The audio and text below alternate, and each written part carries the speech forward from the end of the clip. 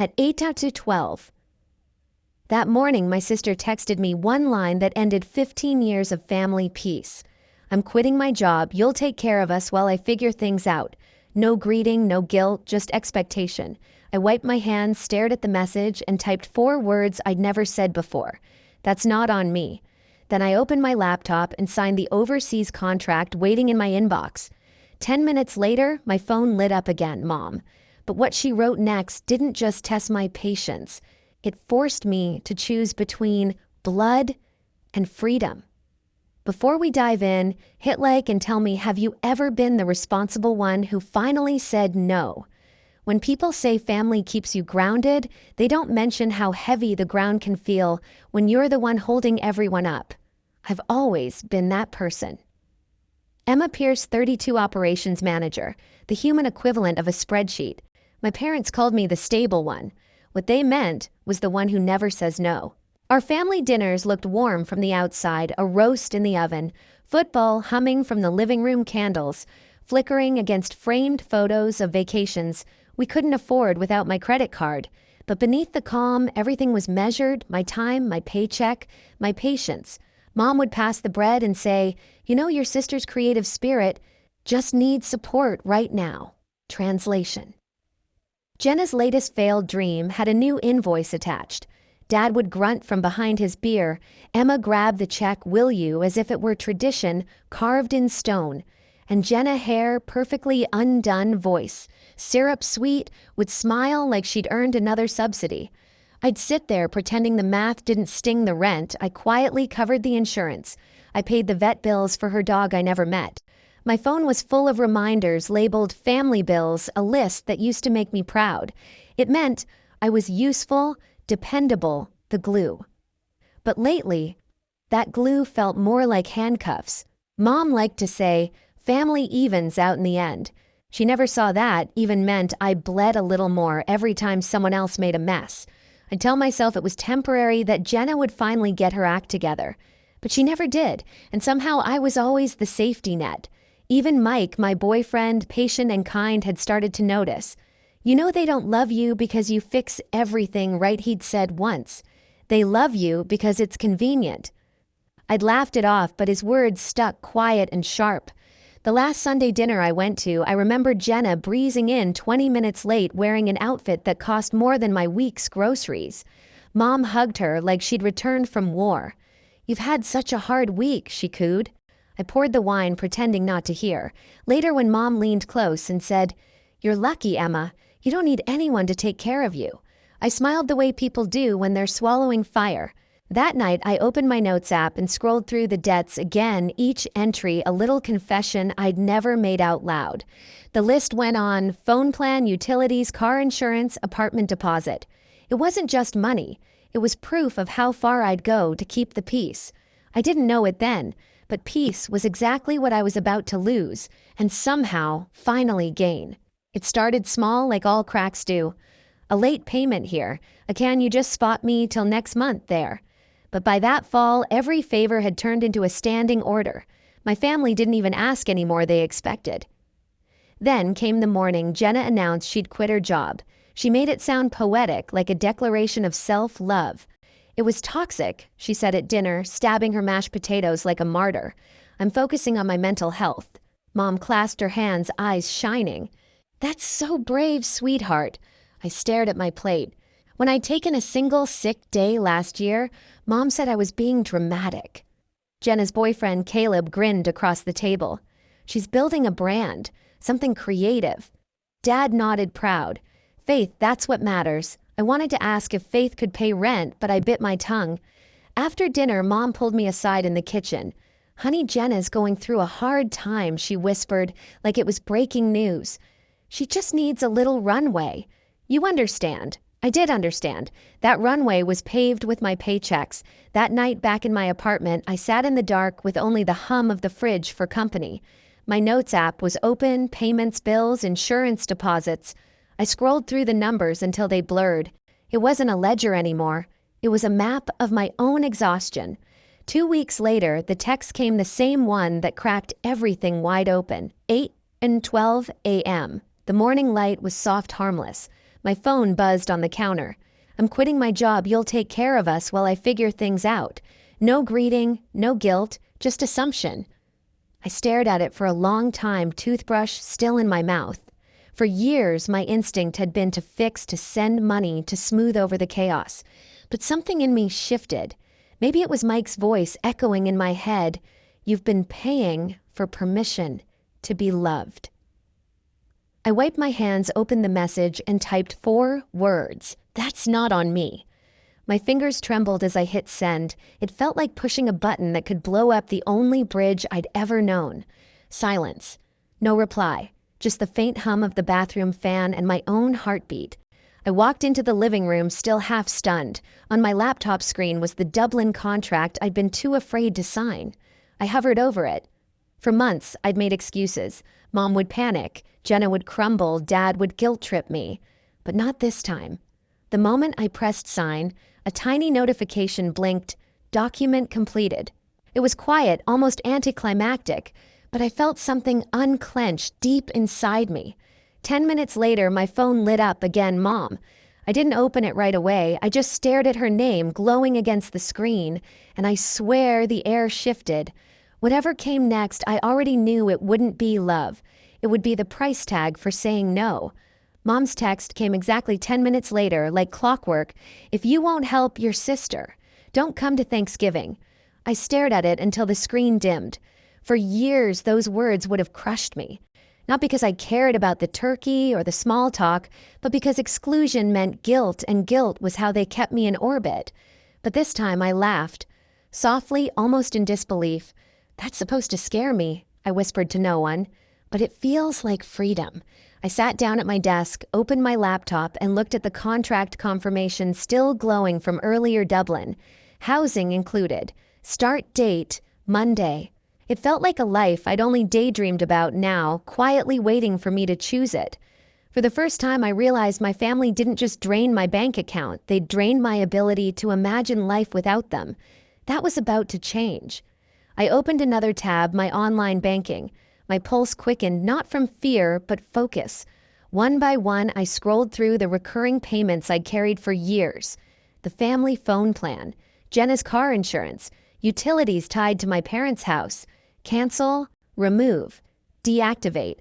Each click was small but seismic. I half expected lightning to strike or Mom to burst through the door. Instead, there was only silence. Clean, almost peaceful. My phone buzzed again. A voicemail from Aunt Rose. This time, sweetheart family gives and receives. Maybe you can give a little more this season. God will bless you back tenfold. Delete. Mike called later that night. His voice was warm, steady. You did it, didn't you? I think so, I said. I finally said no. You didn't say no, he corrected gently. You said yes to yourself. That line stuck. After we hung up, I started a new document labeled Exit Plan. I typed it in bold. Underneath, I listed every step like instructions for survival. Remove my name from their phone plan, unlink Jenna's car insurance, cancel utilities at the parents' house, freeze shared credit lines, transfer savings to a new account. Each line tightened a knot I hadn't realized was still loose. When I finished, I sat back and exhaled. For the first time in years, my life didn't look like a to-do list written for someone else. Still, the old habits tugged at me. I kept checking my phone, expecting Mom to call, expecting an apology that never came. By midnight, 23 unread messages blinked on my screen. None of them said, I'm proud of you. Most said some version of, you'll regret this. Maybe I would. But regret at least would finally belong to me. As I shut my laptop, the Dublin contract notification blinked again, a reminder. Flight confirmed. 5 days. I whispered it out loud, testing the sound. 5 days till freedom. Mom didn't wait long to escalate. By the next morning, my phone was a war zone. Group texts, missed calls, guilt dripping from every message. Mom, family meeting tonight. Dad, we expect you here at 7. Jenna. Don't make this harder than it already is. It was astonishing how fast they could turn, please help, into how dare you.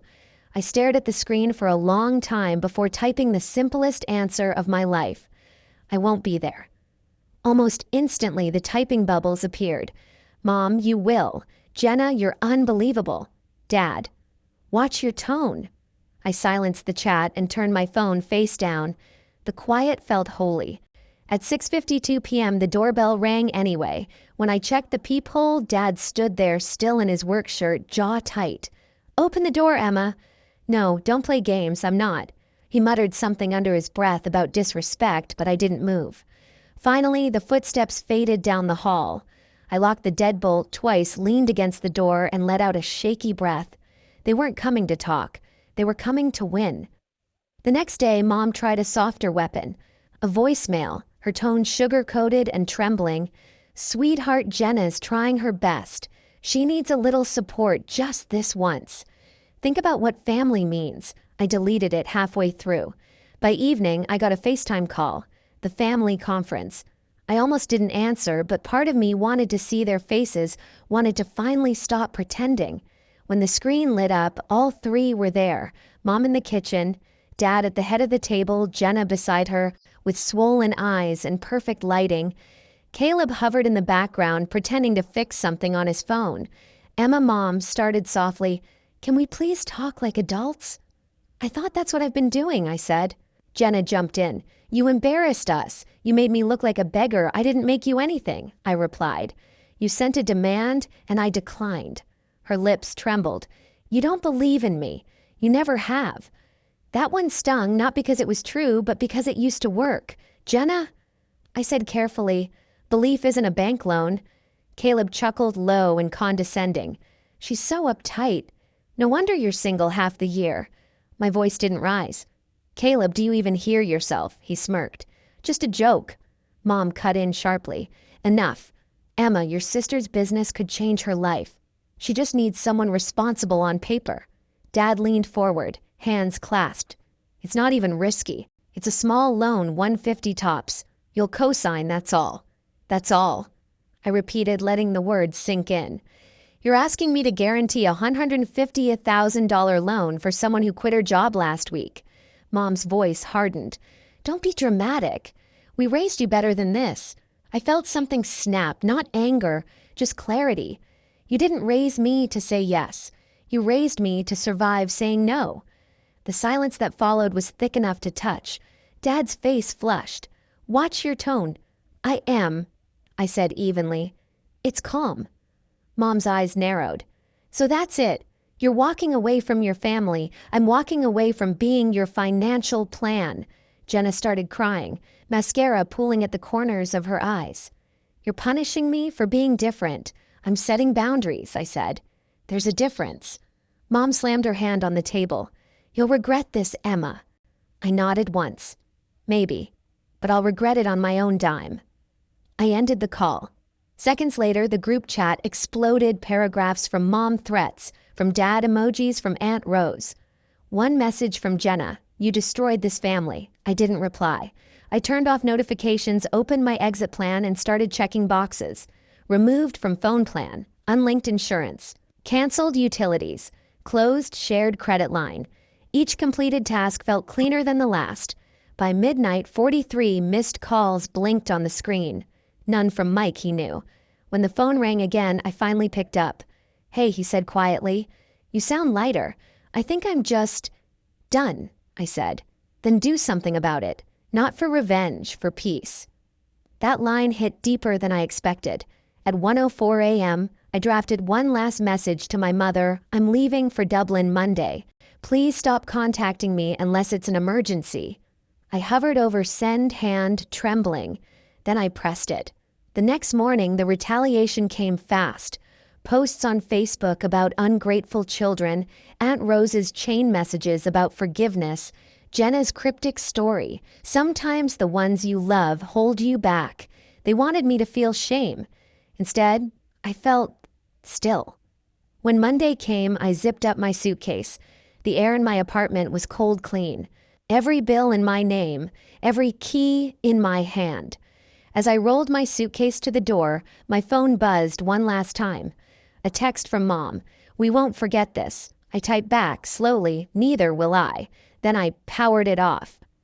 At the airport, as the plane engines roared, I thought about every Thanksgiving table, every guilt trip, every silent yes that had built their comfort. And I thought about that one small no that tore it all down. When the wheels left the ground, my heart did too. Dublin was colder than I imagined, gray skies, damp air, and a kind of silence I wasn't used to. But maybe that's why it felt like healing. My company apartment was small, one-bedroom, white walls, a view of the canal.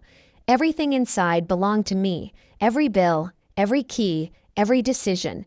No shared accounts, no borrowed peace. For the first week, I moved like someone learning to breathe again. I woke up early, walked to work through cobblestone streets, and drank coffee that actually tasted like mine. At night, I cooked for one and listened to the kettle whistle. Sometimes I caught myself waiting for the next crisis call that never came. The quiet felt strange until it didn't. Mike arrived that Friday, suitcase in hand, and a grin that made the place feel less foreign. "You really did it," he said. "You left." I laughed softly. "Yeah. And somehow I'm still standing." He looked around the apartment. "It's peaceful here." "Peaceful feels weird," I admitted, "but I'll get used to it." We ate dinner on the couch, candles flickering against the rain-streaked window. My phone sat face down on the table, silent. When I finally picked it up, there were no new messages. For the first time in years, the absence of noise felt like a blessing. Days turned into weeks. I got promoted early, led my first project, made friends who didn't need rescuing. One afternoon, I scrolled through old notes, the payments bills, utilities list I'd once treated like scripture. At the bottom, I added one final line: debt cleared emotionally and otherwise. A month later, Mom left a voicemail. Her tone was softer this time. "We're fine, sweetheart. Jenna found part-time work. Your dad says hi." I didn't call back, but I smiled anyway. Distance was doing what love never could. It made things kinder. Sometimes I'd stand by the window watching the canal lights ripple. The old Emma would have felt guilty for feeling okay. The new one just whispered, "I earned this." Sunday morning, sunlight spilled across the kitchen table, catching the steam from my coffee. No buzzing phone, no new demands, just quiet. I thought about that first text, the one that ended 15 years of family peace. "You'll take care of us." Maybe once I would have, but not anymore. I used to mistake being needed for being loved. Now I know real love doesn't drain you, it steadies you. I looked out over the Dublin skyline, smiling to myself. Peace didn't come with fireworks, it came with silence. If you've ever chosen peace over guilt, share your story below. You're not alone.